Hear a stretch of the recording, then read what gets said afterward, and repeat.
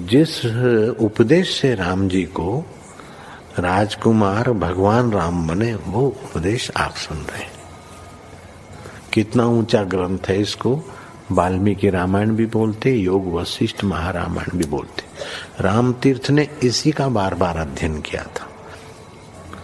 ये आप भी शांत हो जाएंगे परमात्मा में, और दूसरों को भी शांति देने की क्षमता देने वाला ये सदग्रंथ है।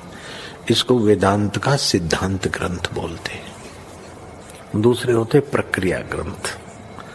ये करके फिर कब वो आचार्य बनो तब समझो, ये तो थोड़ा पढ़ो और फिर वही सिद्धांत की बात।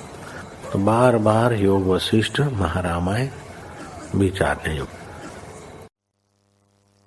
ओम श्री सद्गुरु परमात्मने नमः। श्री वशिष्ठ जी बोले, हे राम जी, जब सत्संग और सत्यशास्त्र के अभ्यास द्वारा शुभ गुण उदय होते हैं, तब महा आनंद का कारण शीतल शांत रूप प्रकट होता है। जैसे पूर्णमासी के चंद्रमा की कांति आनंददायक शीतलता फैलाती है, तैसे ही सत्संग रूपी वृक्ष का फल प्राप्त होता है। हे राम जी, सत्संग रूपी वृक्ष से विवेक रूपी फल उत्पन्न होता है, और उस विवेक रूपी फल से समता रूपी अमृत स्त्रवता है। उससे मन निर्द्वंद्व और सर्व कामना से रहित निरुपद्रव होता है। मन की चपलता शोक और अनर्थ का कारण है। मन के अचल हुए सब शांत हो जाता है।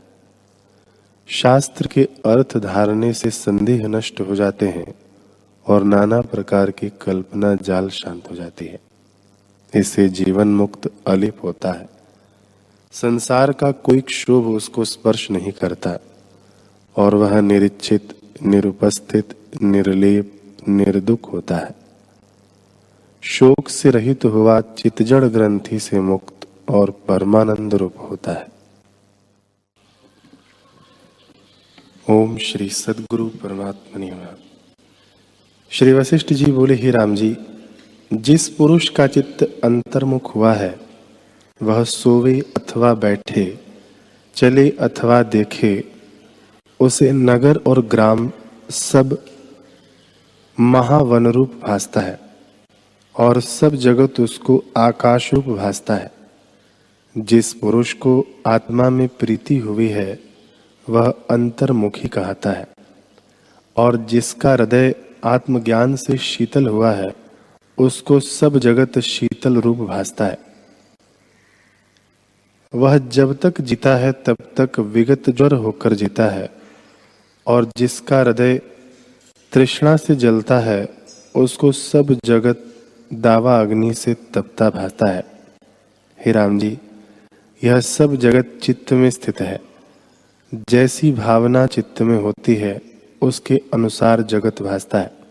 स्वर्ग, पृथ्वी, लोक, पाताल, वायु, नदियां, आकाश, देश, काल, जो कुछ जगत है वह सब चित्त में है, और वही बाहर विस्तार होकर भासता है।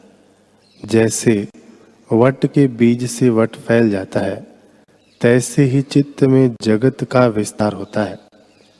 बाहर जो सूर्य आदि भासते हैं, वह भी चित्त के भीतर स्थित है। जैसे फूल खिलता है, उसके भीतर की सुगंध बाहर भासती है, और वास्तव में न कुछ भीतर है न बाहर है। जैसा किंचन होता है, तैसा ही चैत्यता से फुरता है। ओम श्री सद्गुरु परमात्मने नमः। श्री वशिष्ठ जी बोले, हे राम जी, तृष्णारूपी सूत्र के जाल से जो पुरुष निकल गया है, वही शूरमा है, और जिस पुरुष ने तृष्णा नष्ट नहीं की, वह अनेक जन्म दुख में भ्रमता है। जब तृष्णा घटती है तब मन भी सूक्ष्म हो जाता है, और जब भोग की तृष्णा नष्ट होती है तब मन भी नष्ट हो जाता है। हे राम जी, जैसे भले नौकर स्वामी के निमित्त रण में शरीर को तृणवत त्यागते हैं, और उससे स्वामी की जय होती है, पर जो दुष्ट हैं वे नहीं त्यागते। इसी से दुखी होते हैं। तैसे ही मन का उदय होना जीवों को दुख का कारण है और मन का नष्ट होना सुखदायक है। ज्ञानवान का मन नष्ट हो जाता है, अज्ञानी का मन बढ़ता जाता है। संपूर्ण जगत क्रम मनोमात्र है। यह पर्वत, मंडल, स्थावर, जंगम रूप जो कुछ जगत है सब मन रूप है। श्री योग वासिष्ठ महारामायण निर्वाण प्रकरण सर्ग 33।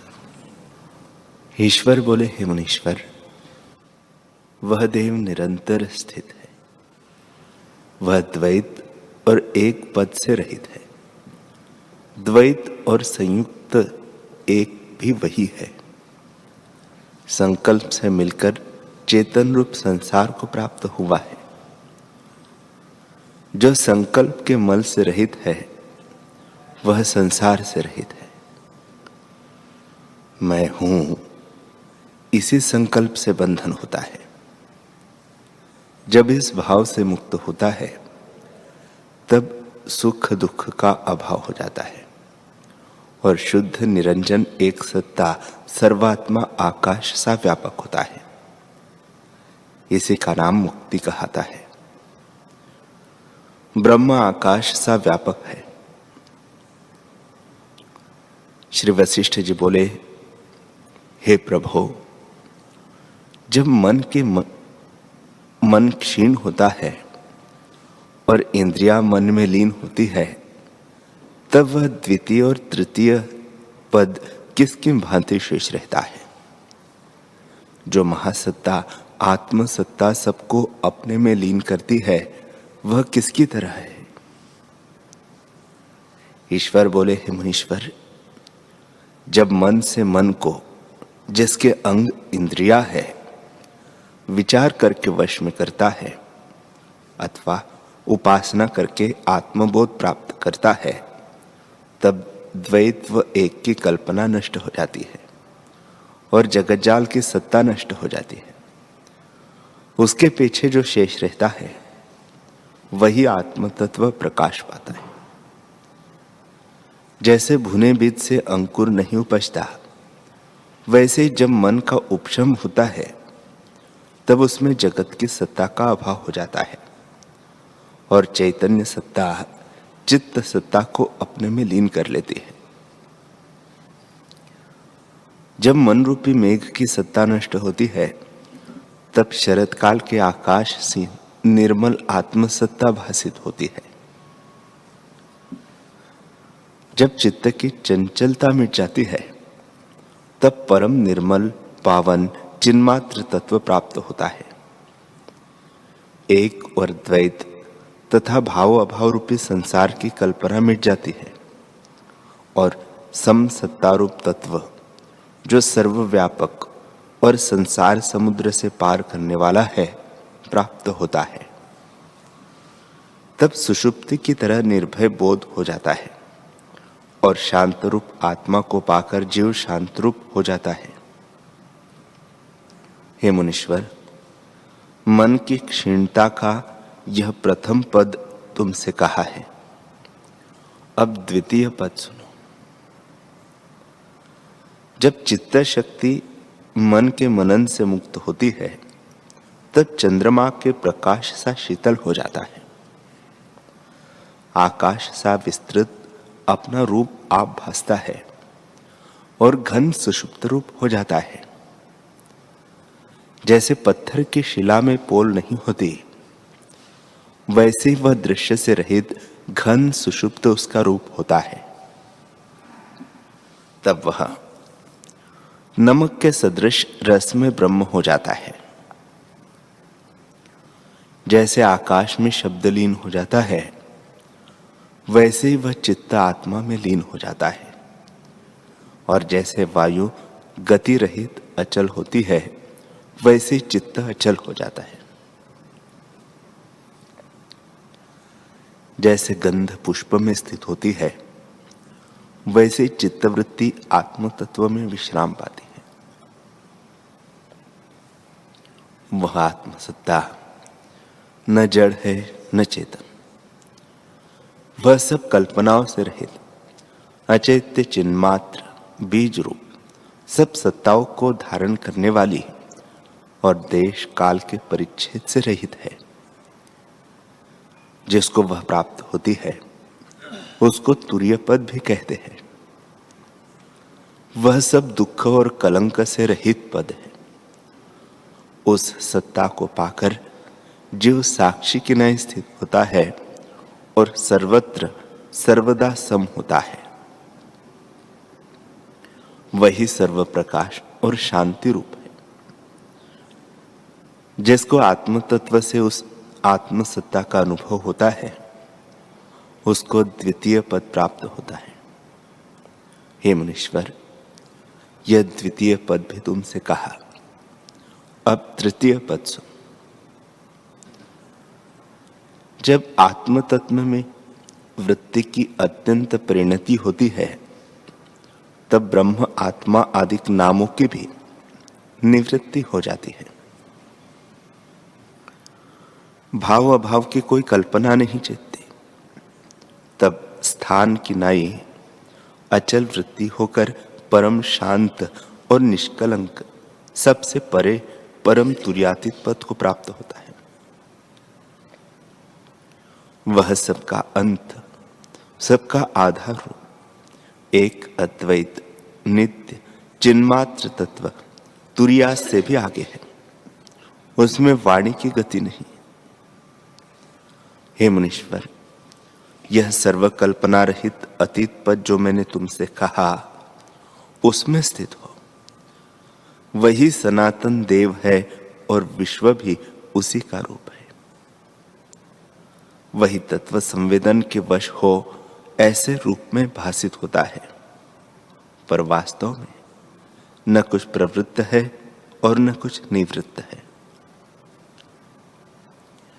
आकाश रूप सम सत्ता अद्वैत तत्व अपने आप में स्थित और आकाशवत निर्मल है। उसमें द्वैत भ्रम का अभाव है। एक चिद्घन सत्ता पाषाण की तरह अपने आप में स्थित है।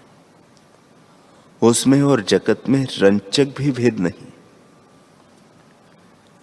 जैसे जल और तरंग में कुछ भेद नहीं होता, वैसे ही ब्रह्म और जगत में कुछ भेद नहीं।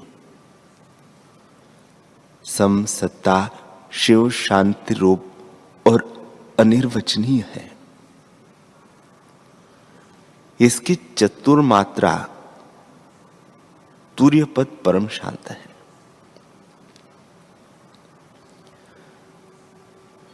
इतना कहकर वाल्मीकि जी बोले, हे भरद्वाज, इस प्रकार जब ईश्वर ने कहा और परम शांति रूप आत्म तत्व का प्रसंग वशिष्ठ जी ने सुना, तब दोनों की वृत्ति आत्म तत्व में स्थित हो गई और वे मौन हो गए, मानो चित्र लिखे हो। एक मुहूर्त पर्यंत दोनों के चित्त की वृत्ति ऐसी रही। फिर ईश्वर जागे। वाल्मीकि जी बोले कि एक मुहूर्त उपरांत सदाशिव जी ने तीनों नेत्र खोले, तो जैसे पृथ्वी रूपी संपुट से सूर्य निकले वैसे ही उनके नेत्र निकले, और जैसे द्वादश सूर्य का प्रकाश इकट्ठा हो वैसे ही उनका प्रकाश हुआ।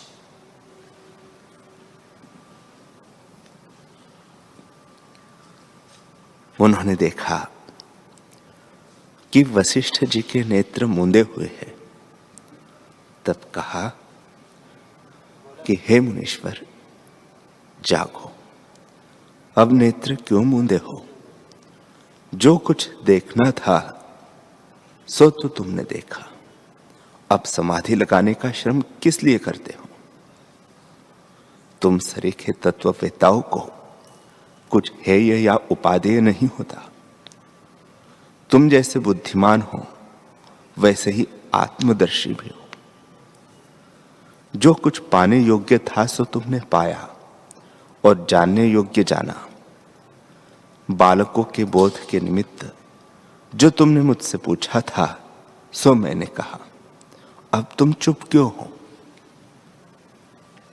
हे रामचंद्र जी, इस प्रकार कहकर सदाशिव जी ने मेरे भीतर प्रवेश करके चित्त की वृत्ति से जगाया, और जब मैं जागा तब फिर ईश्वर ने कहा, हे वशिष्ठ, इस शरीर की क्रिया का कारण प्राण स्पंदन है। प्राणों से ही शरीर की चेष्टा होती है। उसमें आत्मा उदासीन की तरह स्थित है। वह न कुछ करता है न भोगता है।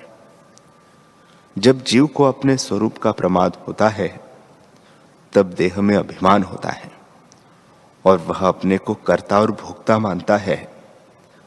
इससे दुख पाता है और इस लोक परलोक में भटकता है। जब आत्मविचार उपजता है तब आत्मा का अभ्यास होता है। देह अभिमान मिट जाता है और दुख से मुक्त होता है। शरीर के नष्ट होने पर आत्मा का नाश नहीं होता। शरीर चेतन होकर प्राणों से चेतता है। जब प्राण निकल जाते हैं तब शरीर मूक जड़ रूप हो जाता है। चलाने और पवित्र करने वाली जो संवित शक्ति है वह आकाश से भी सूक्ष्म है। वह शरीर का नाश होने पर नष्ट नहीं होते, और जब नाश नहीं होते तब नाश का भ्रम कैसे हो? हे मुनीश्वर, आत्म तत्व ब्रह्म सत्ता सर्वत्र है, परंतु वही भासित होती है जहां सात्विक गुण का अंश मन और प्राण होते हैं। मन और प्राणों से रहित देह भासित होती है। जैसे निर्मल दर्पण में जब मुख का प्रतिबिंब दिखता है और आदर्श मलिन होता है तब मुख विद्यमान भी होता है परंतु नहीं भासित होता, वैसे ही मन और प्राण जब देह में होते हैं तब आत्मा भासित होती है, और जब मन और प्राण निकल जाते हैं तब मलिन शरीर में आत्मसत्ता नहीं भासित होती। हे मुनीश्वर, आत्मसत्ता सब जगह पूर्ण है परंतु भासित नहीं होती। जब उसका अभ्यास होता है तब सर्वात्मरूप होकर भासित होती है। वही सर्व कलना से रहित शुद्ध शिव रूप सबकी सत्ता रूप है। विष्णु, शिव, ब्रह्मा, देवता, अग्नि, वायु, चंद्रमा, सूर्य आदि सब जगत का आदि शरीर वही है। वह एक देव शुद्ध चैतन्य रूप सब देवों का देव है। सब उसके दास और उसके चित्त का उल्लास है। हे मुनीश्वर, इस जगत में ब्रह्मा, विष्णु और रुद्र जो बड़े देवता है वे उसी तत्व से प्रकट हुए हैं। जैसे अग्नि से चिंगारी उपजती है और समुद्र से तरंग प्रकट होती है, वैसे ही हम उससे प्रकट हुए हैं। यह विद्या भी उसी से प्रकट है और अनेक शाखाएं उसकी हुई हैं। देव, अदेव, वेद और वेद के अर्थ और जीव सब उस अविद्या की जटा है। ये अनंत है, फिर उपजती और मिटती है। देश, काल, पृथ्वी आदि भी सब उसी से उत्पन्न है। वही सर्वसत्तारूप आत्मदेव है। हम ब्रह्मा, विष्णु, रुद्र का परमपिता आत्मा ही है। सबका मूल बीज वही देव है। सब उससे उपजे हैं। जैसे वृक्ष से पत्ते उपजते हैं वैसे ही से सब उसी महादेव से उपजते हैं। सबका अनुभव करता, सबको सत्ता देने वाला और सब प्रकाशों में प्रकाश भी वही है। वह तत्ववेत्ताओं का पूज्य है, सब में प्रत्यक्ष है और सर्वदा सब प्रकार सब में उदित आकार चैतन्य अनुभव रूप है। उसके आवाहन में मंत्र, आसन आदि सामग्री न चाहिए, क्योंकि वह सर्वदा अनुभव रूप से प्रत्यक्ष है और सब प्रकार सब जगह विद्यमान है। जहां जहां उसके पाने का यत्न करिए, वहां वहां पहले से ही विद्यमान है। वह शिव तत्व आदिक से ही सिद्ध है और मन वाणी में तीनों रूपों से वही भासित होता है। वह सबका आदि, पूज्य, नमस्कार करने और जानने योग्य है। हे मुनीश्वर, जरा, मृत्यु, शोक और भय को मिटाने वाला ऐसा जो आत्म तत्व है, उसको जो जीव आपसे आप ही देखता है और उसका साक्षात्कार होने पर चित्त भुने बीज की नाई हो जाता है, फिर उसमें कोई कर्म वासना नहीं उठती। वह शिव तत्व जीव का बीज है। सब पदों का पद वही है। अनुभव रूप आत्मा ही परम पद है। भिन्न दृष्टि का त्याग करो। ईश्वर बोले, हे मुनीश्वर, यह चित्तरूप तत्व सबके भीतर स्थित है। अनुभव रूप शुद्ध देव ईश्वर और सब बीजों का बीज वही है। सब सारों का सार, कर्मों का कर्म और धर्मों का धर्म, चैतन्य तत्व, निर्मल रूप, सब कारणों का कारण और आप अपना कारण वही है। वह सब भाव और अभाव का प्रकाशक और परम प्रकाश रूप सब चेतनों की चैतन्यता है, सत्ता है। वह भौतिक प्रकाश से रहित अलौकिक प्रकाश, सब जीवों का जीव, चैतन्य घन निर्मल आत्मा, अस्थि तन्मय रूप, सत असत से रहित महासत रूप है। सब सत्ताओं की सत्ता वही है। वही चिन्मात्र सत्ता नाना रूप हो रहा है। जैसे एक ही आत्म सत्ता स्वप्न में आकाश, स्कंद, पहाड़ आदि होकर भासित होती है, वैसे ही नाना रंग रूप से वही भासित होता है। जैसे सूर्य की किरणों में मरुस्थल की नदी अनेक कोटि किरणों से अनेक तरंग संयुक्त जान पड़ती है, वैसे यह जगत उसमें भासित होता है। हे मुनीश्वर, उसी आत्म तत्व का अभ्यास यह प्रकाशक है। उससे भिन्न कुछ नहीं। जैसे अग्नि से उष्णता भिन्न नहीं, वैसे ही आत्मा से जगत भिन्न नहीं, वही है। सुमेरु भी उसके आगे परमाणु रूप है। संपूर्ण काल उसका एक निमेष रूप है।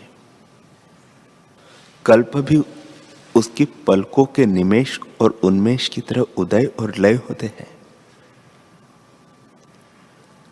सप्त समुद्र संयुक्त पृथ्वी उसके रोम के अग्रभाग की तरह तुच्छ है।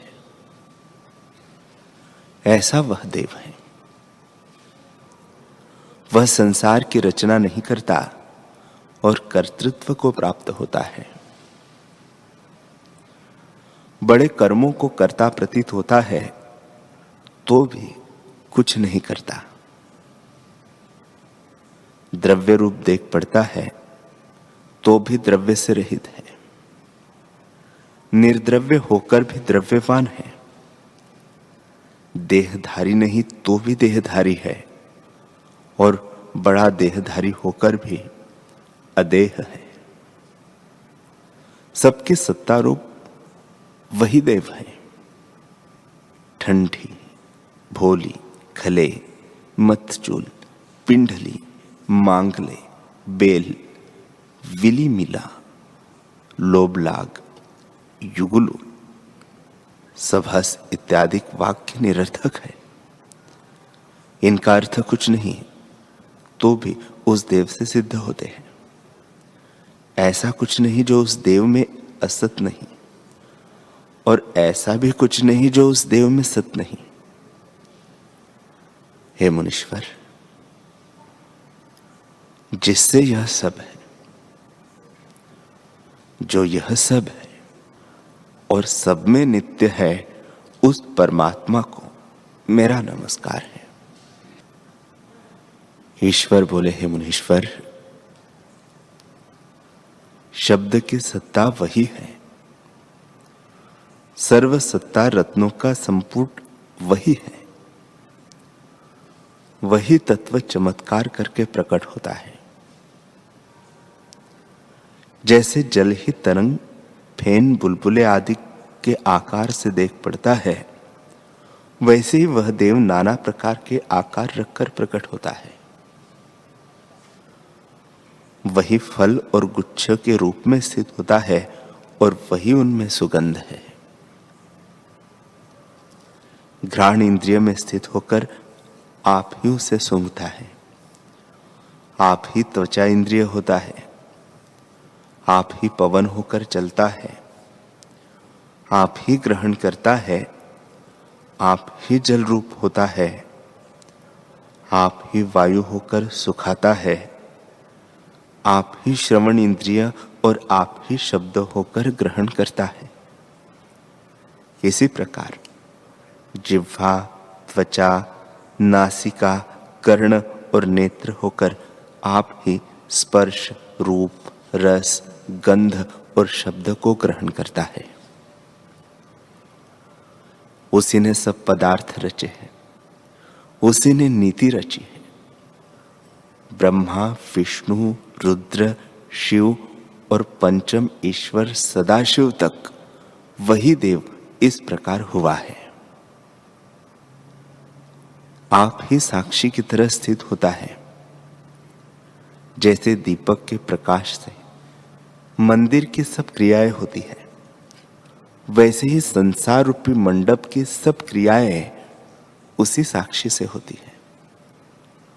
उसमें उसकी शक्ति नृत्य करती है और वह आप साक्षी रूप होकर देखता है।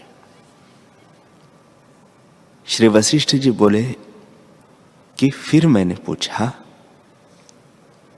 हे जगत के नाथ, शिव की शक्ति क्या है, कैसे स्थित है, देव को साक्षात कैसे करते हैं और उसका नृत्य कैसे होता है? ईश्वर बोले, हे मुनीश्वर, आत्म तत्व स्वभाव से अचल और शांत रूप है। शिव परमात्मा निर्मल चिन्मात्र रूप और निराकार है। उसकी शक्ति इच्छा और काल, नीति, मोह, ज्ञान, क्रिया, कर्तृत्व आदि शक्तियां हैं। उन शक्तियों का अंत नहीं। वह अनंत रूप चिन्मात्र देव है। यह जो मैंने तुमसे शक्ति कही, वह भी शिव रूप है, भिन्न नहीं। शिव और शक्ति एक रूप है और बहुत भासित होते हैं। जैसे पदार्थों में अर्थ शक्ति और आत्मा में साक्षी शक्ति कल्पित है, वैसे ही काल शक्ति नर्तक की नाई ब्रह्मांड रूपी नृत्य मंडल में नृत्य करती है। क्रिया शक्ति भी कर्तृत्व से नृत्य करती है। वही शक्ति कहती है। जैसे आदि नीति हुई है, ब्रह्मा से लेकर तृण तक वैसे ही स्थित है, अन्यथा नहीं होती। हे मुनीश्वर, यह संपूर्ण जगत नृत्य करता है। संसार रूपी नटिनी की प्रेरणा करने वाली नीति है और परमेश्वर परमात्मा साक्षी रूप है। वह सदा उदित प्रकाश रूप और एकरस स्थित है। नीति आदि शक्तियां भी उससे भिन्न नहीं, वे उसी का रूप है। इससे सब कुछ देव ही जानो, द्वैत कुछ भी नहीं। ईश्वर बोले, हे मुनीश्वर, उसी एक देव परमात्मा की साधु संत भक्त पूजा करते हैं। वह चिन्मात्र अनुभव सत्ता घटपट आदि सब में स्थित है। ब्रह्मा, इंद्र आदि देवता और जीव सबके भीतर बाहर वही स्थित है। उस सर्वात्मा शांत रूप देव का पूजन दो प्रकार से होता है। उस इष्ट देव का पूजन ध्यान है और ध्यान ही पूजन है। जहां जहां मन जाए वहां वहां लक्ष्य रूप आत्मा का ध्यान करो। सबका प्रकाशक आत्मा ही है। वह चिद्रूप अनुभव से हृदय के भीतर स्थित और अहंता से सिद्ध है। वही सबका सार और सबका आश्रय रूप है।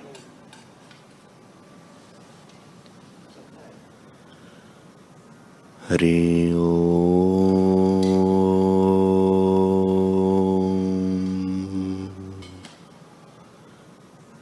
हरि ओम।